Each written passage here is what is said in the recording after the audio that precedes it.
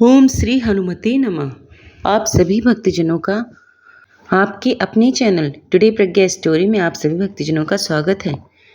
तो चलिए शुरू करें बजरंग बली जी की कथा, जिसको सुनने मात्र से ही समस्त पापों से छूटकर मोक्ष की प्राप्ति होती है। व्यास जी ने कहा, एक बार नैमिषारण्य तीर्थ में 80,000 मुनि एकत्रित हो कर पुराणों के ज्ञाता श्री सूत जी से पूछने लगे, हे महामुनि, आपने हमें अनेक पुराणों की कथाएं सुनाई हैं। अब कृपा करके हमें ऐसा व्रत और कथा बताइए जिसके करने से संतान की प्राप्ति हो तथा मनुष्यों को रोग, शोक, अग्नि, सर्व दुख आदि का भय दूर हो, क्योंकि कलयुग में सभी जीवों की आयु बहुत कम है। फिर इस प्रकार रोग, चिंता के कष्ट लोगों को लगे रहेंगे तो फिर वह श्री हरि के चरणों में अपना ध्यान कैसे लगा सकेंगे। सूत जी बोले, हे महामुनि, आपने लोक कल्याण के लिए बड़ा ही उत्तम प्रश्न पूछा है। एक बार युधिष्ठिर ने भगवान श्री कृष्ण के लोक कल्याण के लिए यही प्रश्न किया था। भगवान श्री कृष्ण और युधिष्ठिर का संवाद तुम्हारे सामने कहता हूँ, ध्यान से सुनो। एक समय पांडवों की सभा में श्री कृष्ण जी बैठे थे। तब युधिष्ठिर ने भगवान श्री कृष्ण से पूछा, हे प्रभु नंदन गोविंद, आपने मेरे लिए अनेक कथाएं सुनाई हैं। आज आप कृपा करके ऐसा व्रत या कथा सुनाएं जिसके करने से मनुष्य रोग, दुख, चिंता का भय समाप्त हो जाए, उसको पुत्र की प्राप्ति हो। हे प्रभु, बिना पुत्र के जीवन व्यर्थ है। पुत्र के बिना मनुष्य पितृ ऋण से छुटकारा नहीं पा सकता है और ना ही उसको पुत्रंग नामक नरक से उद्धार हो सकता है। अतः पुत्रदायक व्रत बतलाइए। श्री कृष्ण भगवान बोले, हे राजन, मैं प्राचीन काल इतिहास सुनाता हूँ, आप उसे ध्यानपूर्वक सुनो। कुंडलपुर नामक एक नगर था। उसमें नंदा नामक एक ब्राह्मण रहता था। भगवान की कृपा से उसके पास सब कुछ था, फिर भी वह दुखी था। इसका कारण यह था कि ब्राह्मण की स्त्री सुनंदा के कोई संतान नहीं थी। सुनंदा पतिव्रता थी, भक्ति पूर्वक श्री भगवान जी की आराधना करती थी। मंगलवार के दिन व्रत करके अंत में भोजन बनाकर हनुमान जी का भोग लगाने के बाद स्वयं भोजन करती थी। एक बार मंगल के दिन ब्राह्मणी गृह कार्य की अधिकता के कारण हनुमान जी को भोग ना लगा सकी, तो इस पर उसने बहुत दुख हुआ।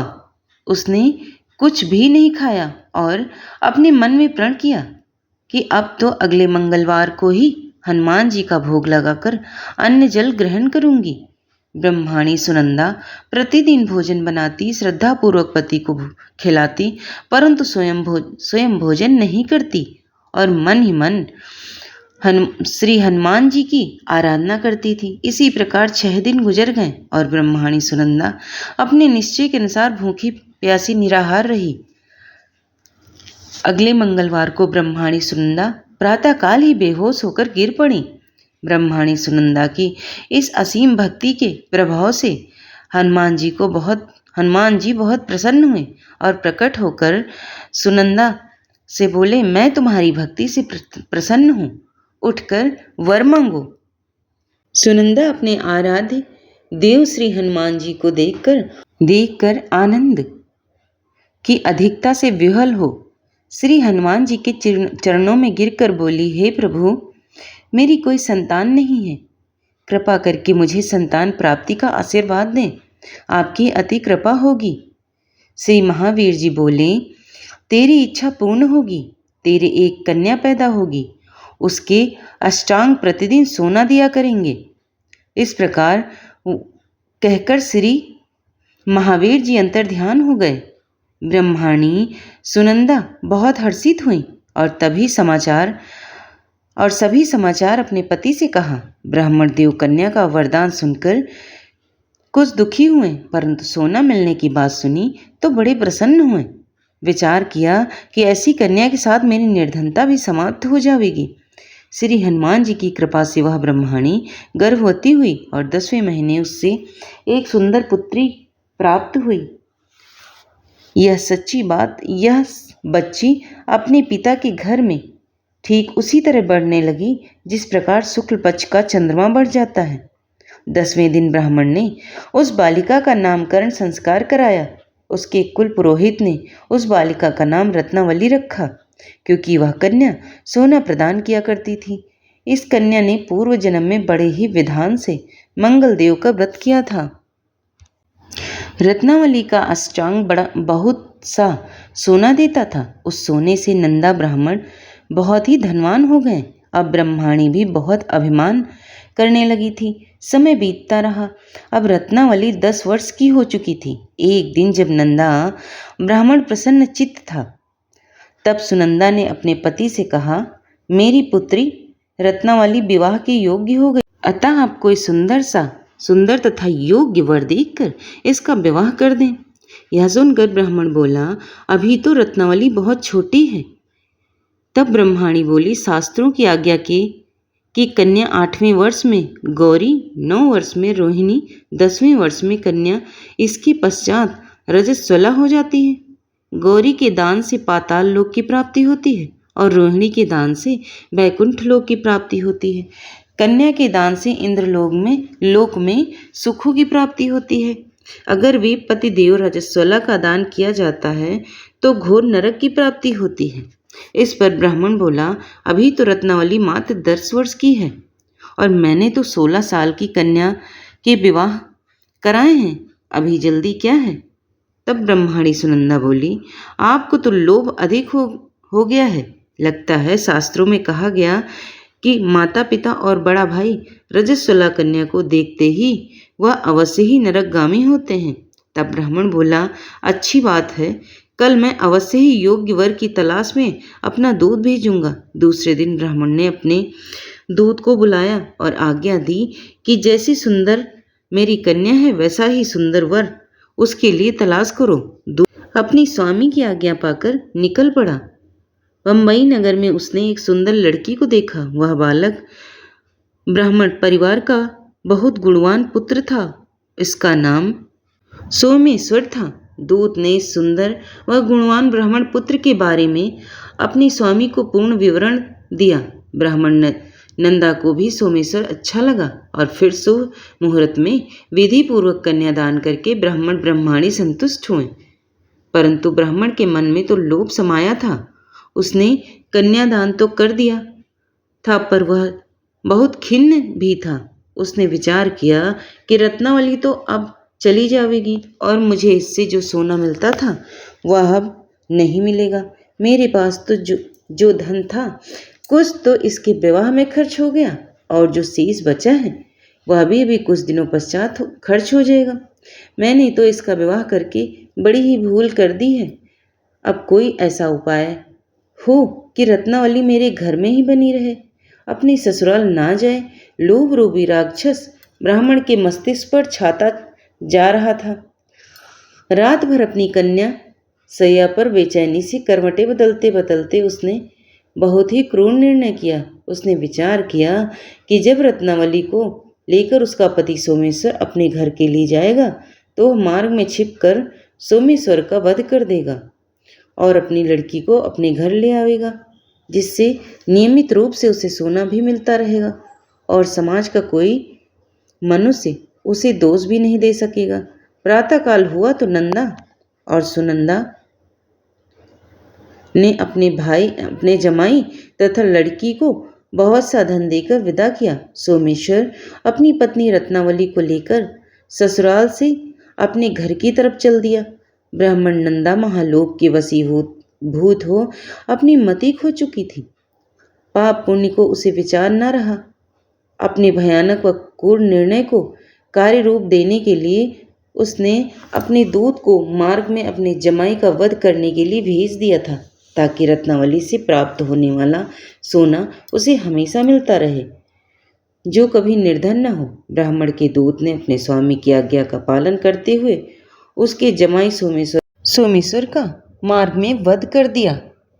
समाचार प्राप्त कर ब्राह्मण नंदा मार्ग में पहुंचा और रुदन करती अपनी पुत्री रत्नावली से बोला, हे पुत्री, मार्ग में लुटेरों ने तेरे पति का वध कर दिया।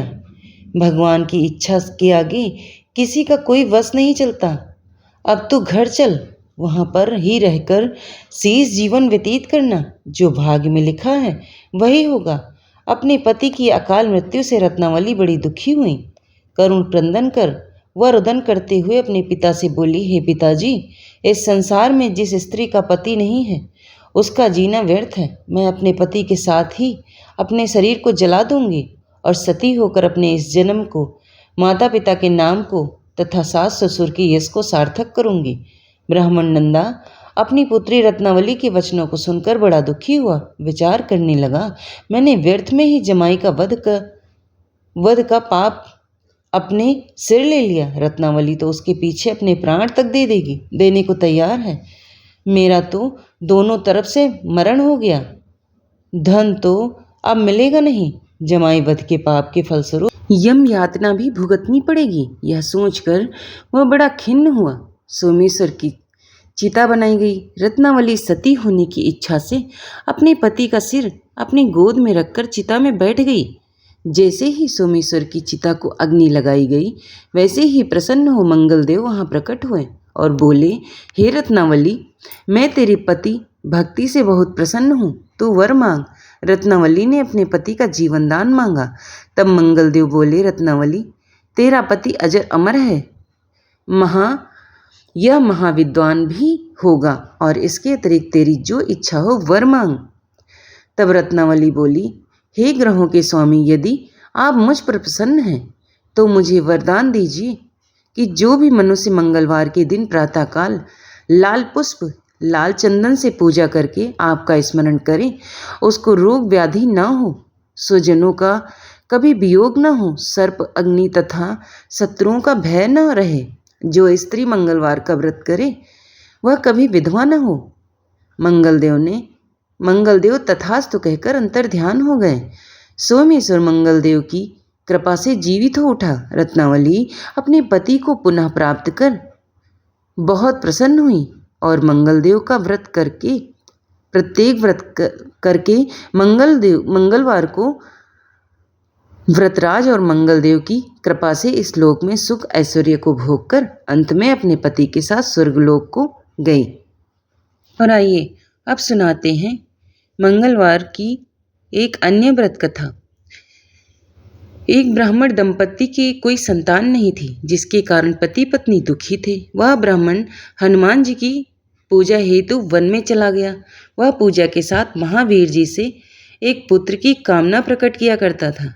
घर पर उसकी पत्नी मंगलवार व्रत पुत्र की प्राप्ति के लिए किया करती थी। मंगल के दिन व्रत के अंत में भोजन बनाकर हनुमान जी को भोग लगाने के बाद स्वयं भोजन ग्रहण करती थी। एक बार कोई व्रत आ गया जिसके कारण ब्रह्माणी भोजन बना ना सकी। तब हनुमान जी का भोग भी नहीं लगा पाई। वह अपने मन में ऐसा प्रण करके सो गई कि अब अगले मंगलवार को हनुमान जी को भोग लगाकर ही अन्न ग्रहण करूंगी। तब भूखी प्यासी 6 दिन पड़ी रही। मंगलवार के दिन तो उसे मूर्छा आ गया। तब हनुमान जी उसकी लगन और निष्ठा को देखकर अति प्रसन्न हो गए। उन्होंने उसे दर्शन दिया और कहा, मैं तुमसे अति प्रसन्न हूँ। मैं तुझको एक सुंदर बालक देता हूँ जो तेरी बहुत सेवा किया करेगा। हनुमान जी मंगलवार को बाल रूप में उसको दर्शन देकर अंतर ध्यान हो गए। सुंदर बालक पाकर ब्रह्मानी अति प्रसन्न हुई। ब्रह्मानी ने बालक का नाम मंगल रखा। कुछ समय पश्चात ब्राह्मण वन से लौटकर आया। प्रसन्नचित सुंदर बालक घर में क्रीड़ा करते देखकर वह ब्राह्मण पत्नी से बोला, यह बालक कौन है? पत्नी ने कहा, मंगलवार के व्रत से प्रसन्न हो हनुमान जी ने दर्शन दे मुझे बालक दिया है। पत्नी की बात छल से भरी जान उसने सोचा, यह कुलटा व्यभिचारिणी अपनी कलुषता छुपाने के लिए बात बना रही है। एक दिन उसका पति कुएं पर पानी भरने चला तो पत्नी ने कहा कि मंगल को भी साथ ले जाओ। वह मंगल को साथ ले चला और उसको कुएं में डालकर वापस पानी भरकर घर आ गया। तो पत्नी ने पूछा कि मंगल कहाँ है? तभी मंगल मुस्कुराता हुआ घर आ गया। उसको देखकर ब्राह्मण आश्चर्यचकित हुआ। रात्रि में उसके पति से हनुमान जी ने स्वप्न में कहा, बालक, यह बालक मैंने दिया है, तुम पत्नी को उल्टा क्यों कहते हो? पति यह जानकर हर्ष हुआ और फिर पत्नी मंगल का व्रत रखकर अपनी जीवन आनंद पूर्वक व्यतीत करने लगे। जो मनुष्य मंगलवार व्रत कथा को पढ़ता है, सुनता है और नियम से व्रत रखता है, उसके हनुमान जी की कृपा से सब कष्ट दूर होकर सर्व सुख प्राप्त होता है। और आइए अब सुने भगवान बजरंगबली जी को प्रसन्न करने वाली प्रभु श्री राम की कथा। महादेव जी को एक बार बिना कारण के किसी को प्रणाम करते देखकर पार्वती जी ने पूछा, आप किसको प्रणाम करते रहते हैं? शिव जी पार्वती जी से कहते हैं कि देवी, जो व्यक्ति एक बार राम कहता है उसे मैं 3 बार प्रणाम करता हूँ। पार्वती जी ने एक बार शिव जी से पूछा, आप शमशान में क्यों जाते हैं और ये चिता की भस्म शरीर पर क्यों लगाते हैं? उसी समय शिव पार्वती जी को शमशान ले गए। वहाँ 100 अंतिम संस्कार के लिए लाया गया। लोग राम नाम सत्य कहते हुए 100 को ला रहे थे। शिव जी ने कहा कि देखो पार्वती, इस शमशान की ओर जब लोग आते हैं तो राम नाम का स्मरण करते हुए आते हैं और इस 100 के निमित्त से कई लोगों के मुख से मेरा अति प्रिय दिव्य राम नाम निकलता है। उसी को सुनने से मैं शमशान में आता हूँ और इतने लोगों के मुख से राम नाम जप करवाने में निमित्त बनने वाले इस 100 को मैं सम्मान करता हूँ, प्रणाम करता हूँ और अग्नि में जलने के बाद उसकी भस्म को अपने शरीर पर लगा लेता हूँ। राम नाम बुलवाने वाले के प्रति मुझे अगाध प्रेम है। बार शिव जी कैलाश पर पहुँचे और पार्वती जी से भोजन मांगा। पार्वती जी विष्णु सहस्त्रनाम का पाठ कर रही थी। पार्वती जी ने कहा, अभी पाठ पूरा नहीं हुआ, कृपया थोड़ी देर प्रतीक्षा कीजिए। शिव जी ने कहा कि इसमें तो समय और श्रम दोनों लगेंगे।